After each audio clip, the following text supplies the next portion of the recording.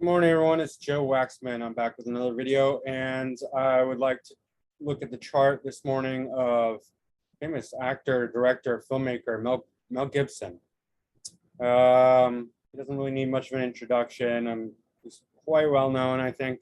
He's done a lot of movies, made a lot of movies, starred in a lot of movies. Quite the patriot. I think he's coming out with a new movie soon on the Rothschilds. So, I mean, I think he's a fascinating character. I'm not going to waste any time, share my screen. Yeah, I mean, there's a definite theme to Mel Gibson when it comes to making movies, you know, with The Patriot, Braveheart, and Rothschilds. And, you know, he's a devout Christian. So he's very morally, got moral integrity. In a good way, I'd say. He got some bad publicity for his views, his staunch views. He's not a insane liberal like a lot of Hollywood, but he got a lot of crap for that. They attacked him. They made him seem crazy. I don't think he is. I really don't. A lot of people don't. Anyway, January 3rd, 1956, 4:45 p.m., Peekskill, New York, USA. Right, he's a Capricorn sun, right, conjunct the descendant, basically by 2 degrees. I mean, Capricorn suns, they're bosses. They're, you know, the sun itself can represent the father because it's an authority figure. It's the creative force. It's the star of the universe. It's the light, the soul, the one and only massive star of our solar system. In Capricorn, the sign of the father, the sign of authority, the sign of the boss, the one pulling the strings, the person who makes it to the top of leadership, you know. And often I've compared these two. They get compared a lot. Sun and Saturn, Leo and Capricorn. The sun and Leo are the star, you know, and they're the leadership when it comes to, like, you know, taking all the attention. They're the king. It's the king. It's the royalty. It's the one on stage, soaking up the limelight with the spotlight on it. That's the sun. That's Leo. Capricorn, like I said, it's the leadership. It's the authority. It's the rule enforcers, not the rule makers, the rule enforcers. The rule makers would be Jupiter, Sagittarius. So Capricorns are not necessarily the ones to capture the spotlight, but they are the ones to really be pulling the strings behind the scenes. They're the true, if you will, leaders when it comes to the law enforcement, the rules, the authority. So Sun in Capricorn is very authoritarian. It's almost like Saturn in Leo, but I think Sun in Capricorn does a little bit better than Saturn in Leo. I have Saturn in Leo. Saturn in Leo can be a tyrant, and Sun in Capricorn probably can be as well. Very masculine, very fatherly. Here on the descendant, not a fantastic position for a relationship because the sun is just blinding everything. These people are very egotistical in relationship. They can't see anybody but themselves. But it's fantastic for being a spotlight yourself, or having the spotlight shine upon you and reaching a lot of people. Because here you're blasting your sun right out into the masses, right out into the open. And it's like just like a huge spotlight, and you can't really see anything else, but the ego is just there, like shining in front of everyone. So they do appear quite egotistical, but for gaining attention, for really being like that spotlight that's shining right out in front of everyone, fantastic. You know, like great for capturing all the light. Like here, especially being heard. You know, I think Michael Jackson had it right on the descendant. Like a superstar, you know, can have this kind of position. And then anyone else who comes into their life, relationship wise, is just going to have to take a back seat, secondary. Or they might have, sun on the descendant as well, and then you're going to have two suns battling it out for dominance. And that can be the case as well, because planets on the descendant will often describe our partners. So that he's going to attract very egotistical sun type people also as partners. And I don't know anything about his partnerships. I just remember like there was a recording. He was acting like a maniac. Okay, he's probably got a huge egomaniac, and he probably gets very mad and angry and abusive and all that. I mean, I'm not doubting it. He's not a saint. He's not a sage. We're not saying he is. I don't think anyone's saying he is. But yeah, not a bad guy either. I really don't think he is. Anyway, super bright sun for stardom, for career fame. This is one of the fame-giving houses: 5th, 7th, 10th, 1st. I think 11th and 9th to some degree, if they're like that, especially in the closer to the 10th, because they're more visible. Perhaps 3rd somewhat. And 4th for what we can build, like real estate, empires, corporations, things like that. Moon in the 4th in Libra. So, I mean, this is a generally good moon, because home is where the heart is. And 4th house is home, moon is the heart. So this is a happy moon, generally, happy at home. Moon in the 4th has a happy childhood. When they're at home, they feel content, they feel rested, they feel good about themselves. That's where they can rejuvenate, that's where they can get nourished, emotionally satisfied. The moon is our emotional satisfaction, and therefore rules the stability of our mind. Really, if your moon is afflicted, if it's in a bad sign, bad house, bad aspects, the mind is going to be in turmoil. The mind is going to be disturbed.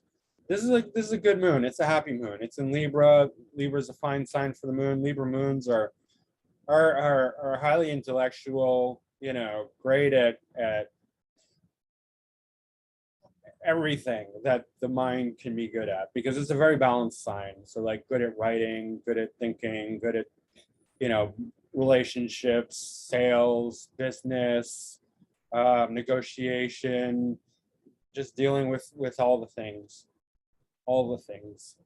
right? I mean, potential for Libra generally can have a potential towards superficiality and fakeness.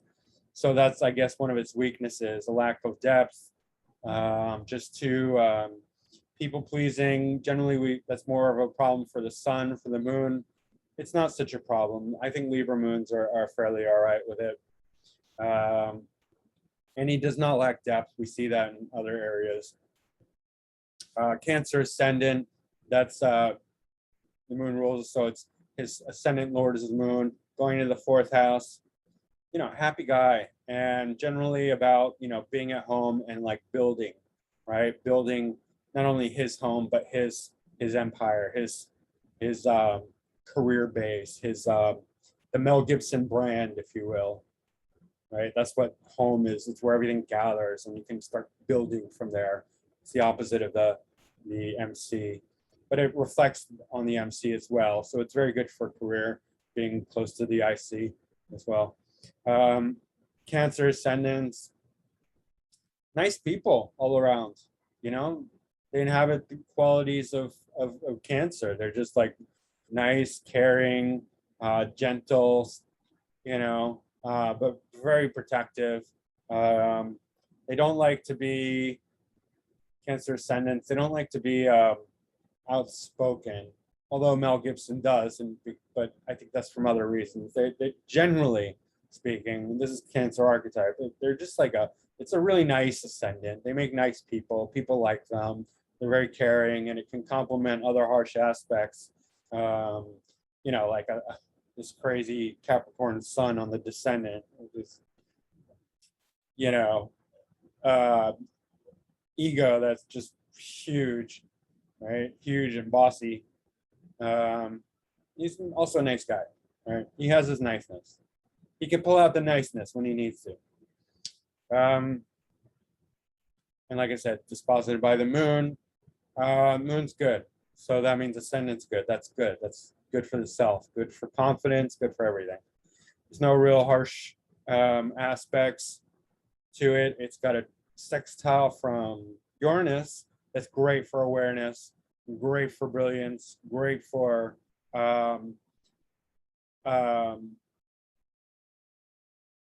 opening the mind to possibilities and insight and intelligence and awareness.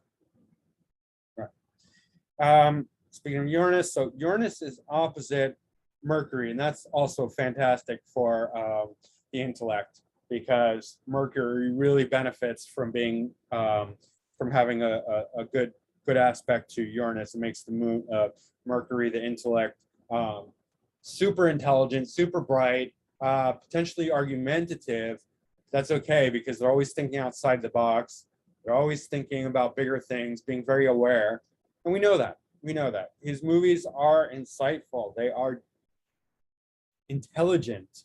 They have a message. They're not just fluff, right? They're not just stupid fluff, right? They're just like, there's a lot of intelligence, and he's a very smart guy because of this. Yeah, this is really good. Now, I can't talk about either of these. And Mercury in the 7th, also great for reaching the masses. I have Mercury in the 7th. Great for getting his message out to the people, right? Think about the Rothschilds movie he's coming out with. Think about, you know, The Patriot, Braveheart, even Passion of the Christ. I'm not a Christian, but he did have a message there that he's trying to get out to the people, right? I happen to be a Jew, not religiously, but by blood. And I know he's been accused of anti-Semitism. Unless you dig deep enough, which I'm sure he does, but he probably has a bias being Christian. You know, yes, there are some. I'm not going to get into it. Of course, there's some devious Jews out there, but you could say the same about Christianity or Islam or any group of people, really. That's not the point. Anyway, I forgive him. I think he's a good guy. Neptune is in a T-square between Mercury and Uranus. That's great for his filmmaking. T-squares are tense aspects in general. The squares show kind of a butting of heads between the two signs. They're not really getting along great, but it is an aspect, so they are communicating. It's a rough communication that takes a lot of work. So squares often require the person to work hard to make the aspects work. They're just like challenging, driving aspect that really pushes the person. A yang aspect, if you will, if you're familiar with yin and yang. Squares are yang aspects. They're driving, they're pushing, they're making the person work hard. Neptune is the planet, one of the main planets you want to look at for film, for arts in general, for creativity, for imagination, for both acting and filmmaking. So Neptune is on the 5th house cusp in Scorpio at 0 degrees. Fantastic, right? 5th house is what we want to look at for film, and the 12th house. Neptune in the 5th house cusp, very strong, aspecting Uranus and Mercury in a T-square. So here his mind is getting full of imagination, right? And awareness, like deep insight, like Uranus rules like all the aha moments that we have in life. Ah, God, I finally understand. I get it. Like, I really get it. This is not knowledge when we're talking about Uranus. We're talking about like penetrating insight. That's really the essence of Uranus. And here Neptune is more about creativity, imagination, really having like this vivid, active imagination. And that's why Neptune square Mercury can show dishonesty or illusion, fantasy, like somebody who's just either just really confused. And, you know, I don't think it shows intentional dishonesty, because in fact that has to take some willingness on the person, but they could be confused, they could be deluded, they might, you know, unwittingly speak falsehoods. But here, because he's a actor and movie maker, that's where this energy is getting used up. It could also be drugs and alcohol, and I don't know his past. I wouldn't be surprised if he had his alcoholic times. But I think more so because he's involved in creativity, filmmaking, acting, most of this energy is getting used up in that, and he's satisfying that. And that's how these planets work. If you can fulfill Neptune's role in your chart in a creative, positive way, then that's going to draw out the energy from having to use it in a negative way, which means drinking, drugs, delusion, fantasy, confusion, even mental illness, things like that. Same with Uranus to a certain extent. Uranus would be more extreme, like just being like, just having to do like extreme things or getting into accidents and stuff like that. Uranus in the first house is fantastic for awareness. I have it conjunct my ascendant, and believe me, that's almost like a curse because I'm just like, I'm far more, this is not me bragging. I'm not bragging, but I'm like aware of stuff that like I can't even talk to people about, like very, very few people, because they just don't know where I'm coming from. I know shit that just nobody else knows, almost nobody, right? It makes you so hyper aware of everything that's going on. That's why he's doing all these movies. This is so aware. He's so aware of the Rothschilds, of the New World Order, of all that. I mean, not only that, because he's in Hollywood, he's exposed to it. Like all of Hollywood pretty much knows, but he's like keenly aware. He's sharply aware, and he has got too much integrity with everything else. Sun in Capricorn, Mercury in Capricorn, just the awareness that he has about it. Good solid moon. He's happy. He has no reason to be destructive like that. So the awareness is really strong with Mel Gibson, and so is the brilliance and movie making skills and all that. The acting, Sun in I mean, he's a king. He's a boss king. He's a king boss, right? With the Sun in Capricorn and conjunct DC descendant, with Mercury helping him out here. This is the king boss of the movie industry. One of them. I mean, there are probably a lot of king bosses in Hollywood. So what else? Okay, this Mars-Saturn conjunction is intense. I have Mars-Saturn conjunct in Leo in the 10th house. That's pretty strong too, but this is even tighter conjunction in Scorpio. This is actually, I mean, 5th house is not necessarily a house. 5th house is a house of sports, so and games and fun and games.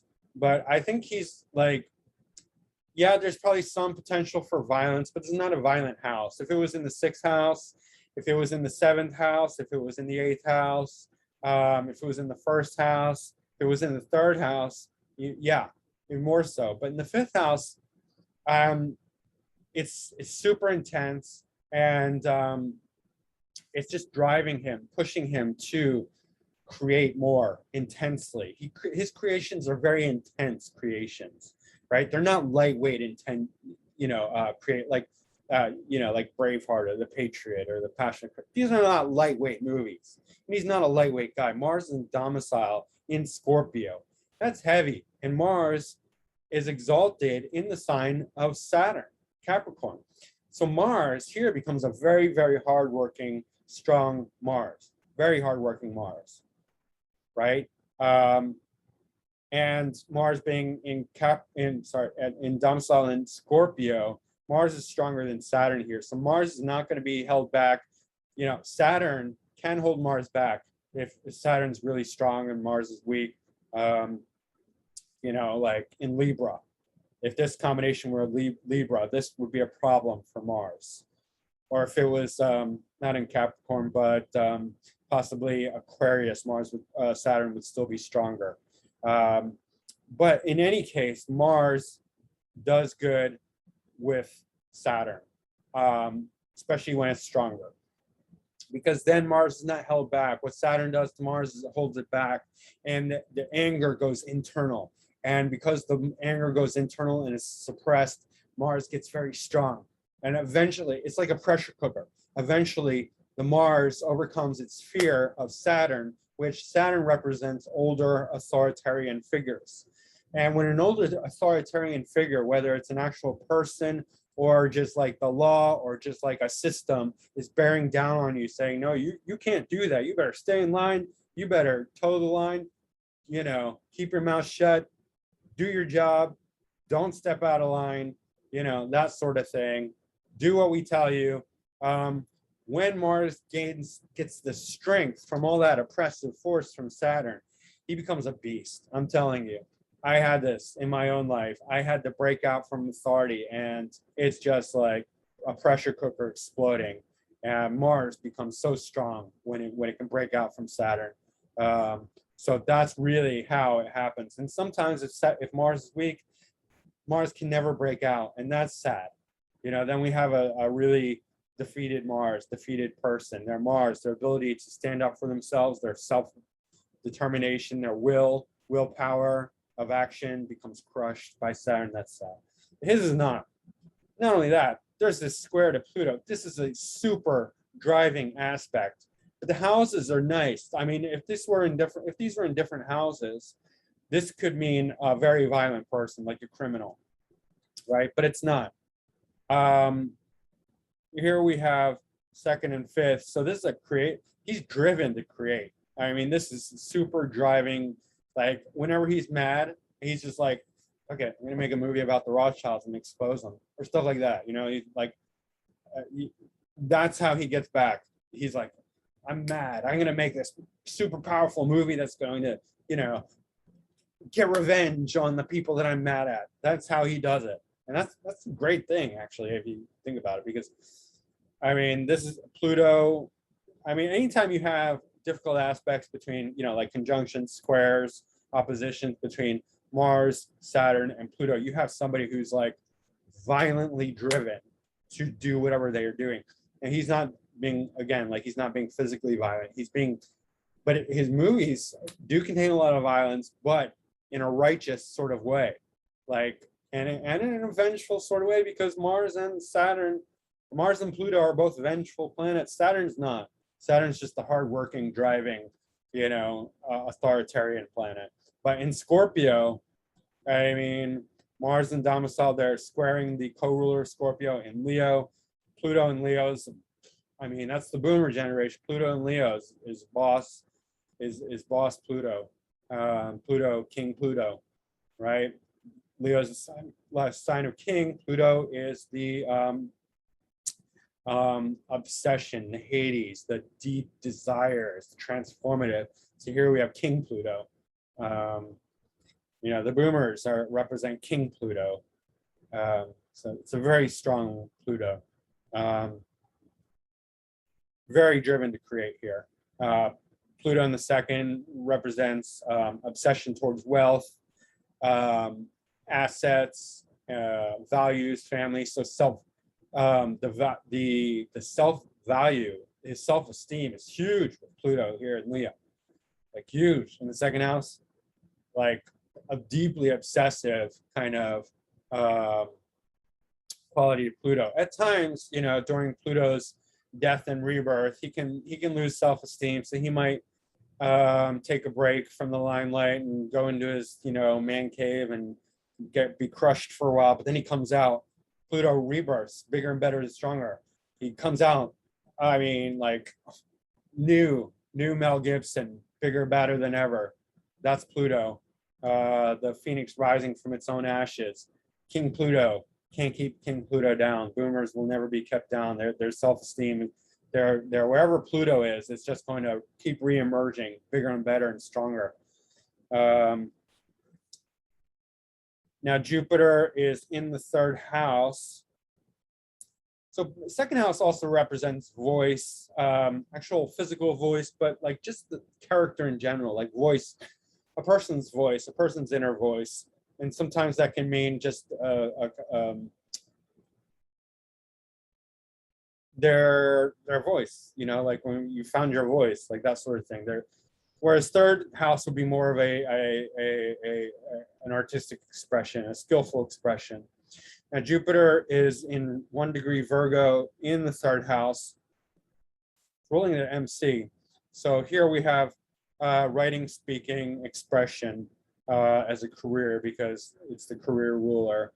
Also being Pisces, co-ruled by Neptune, so 5th house, 3rd house, right?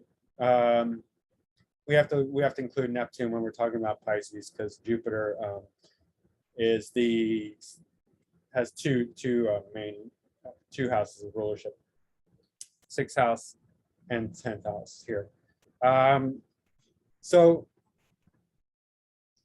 this is not only ruling the career house, it's ruling the 6th house, and it's in Virgo.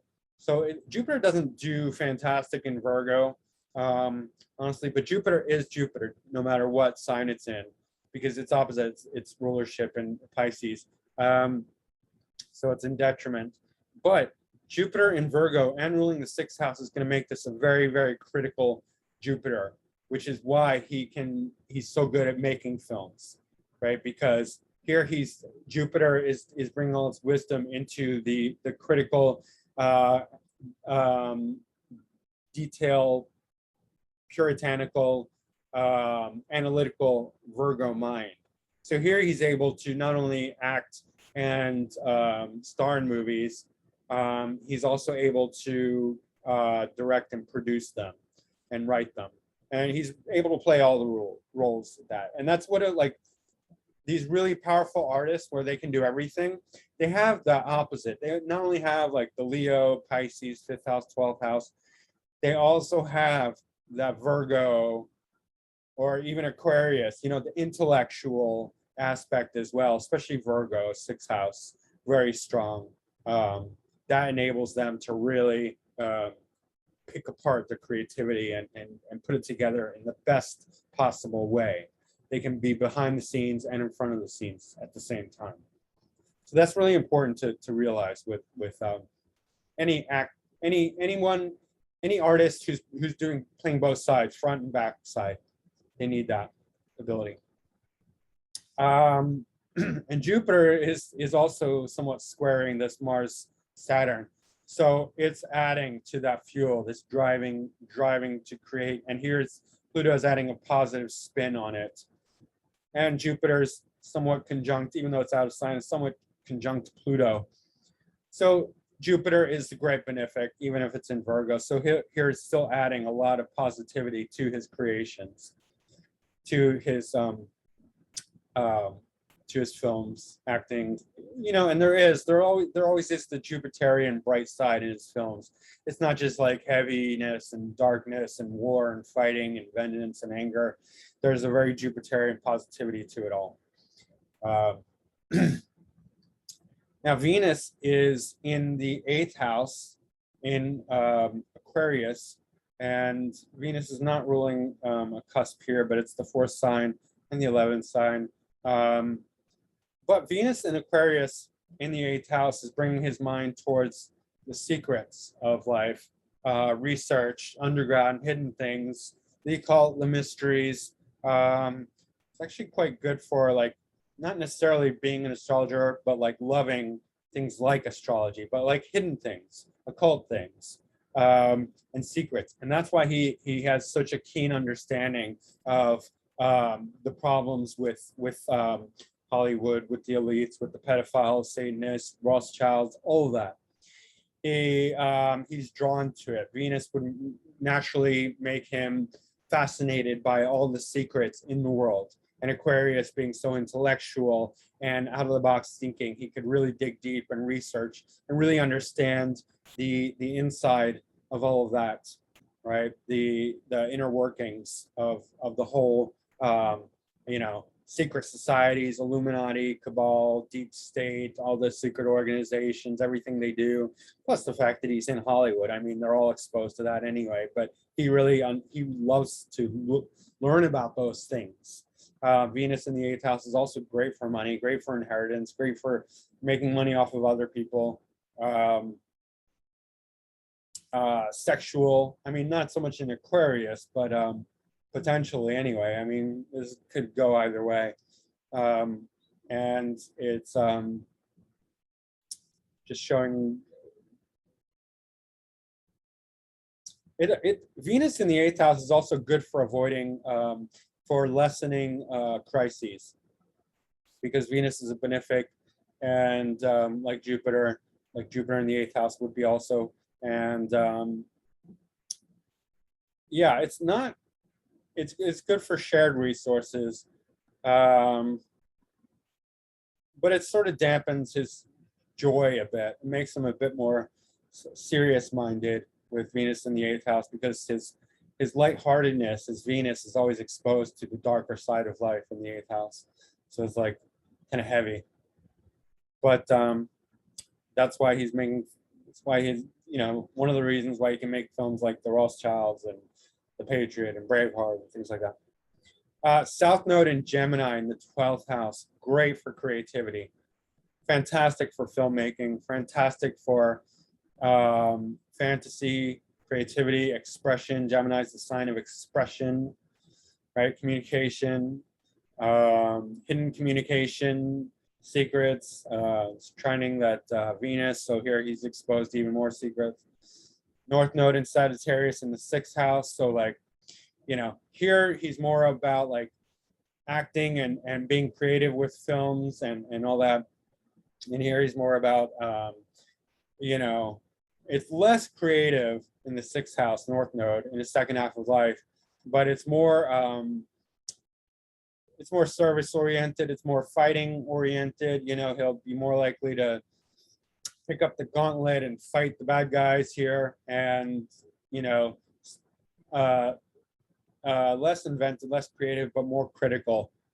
So he's taking his know-how of film here and then being more, even more on the producer side of things, more on the back side of things, right? This trine here between Mars and Saturn is one of the reasons why he's so successful, because he doesn't have any 10th house planets or even 9th house planets.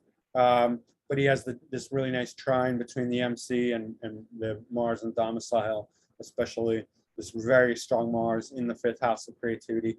So that's one of the reasons he's able to have such a successful career. Also, Sun conjunct descendant, like I said. What else? The moon's in a sextile. This is a really harmonious aspect between the Mars and Saturn. It's connecting here with the moon. That's good, and with Uranus. The moon in positive aspect to creative planets here really helps him bring out his emotional. It's connecting the emotions with the action, with the physical world, so he's able to express his heart through his movies. Mars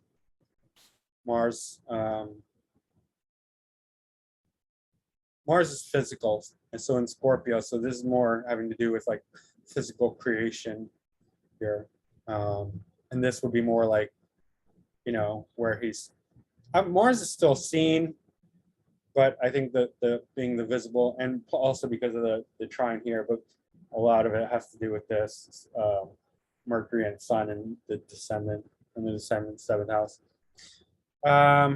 What else? That's pretty much it. He doesn't have any outstanding, out of bounds planets or stationary, anything like that. But he's just got a really strong chart overall, and very, very aware of what's going on in the world, and strong moral compass that makes him stand up to the bad guys. So that's Mel Gibson. I can't wait to see his Rothschild movie. I hope it doesn't paint Jews in too bad of a light, because everyone's so quick to point out like Rothschilds are Jewish. Well, do you need to point out that every time like Rockefellers are Christian? I mean, this is a side note, but like seriously, every time there's like a powerful Jew, they're like famous Jew, blah blah blah, and we don't say famous Christian, or infamous Christian or whatever, like the Rockefellers, whatever. Anyway, just a small point to think about. Everyone's so like, every time there's a Jew who does something, it's a Jew. Look, it's a Jew doing something bad. That's the only time it's done. We do that as a society. That's okay to point out that it's a Jew that did this or that or whatever. But we don't say that when Christians do the same thing. That's it for today. I will see you guys soon. Bye.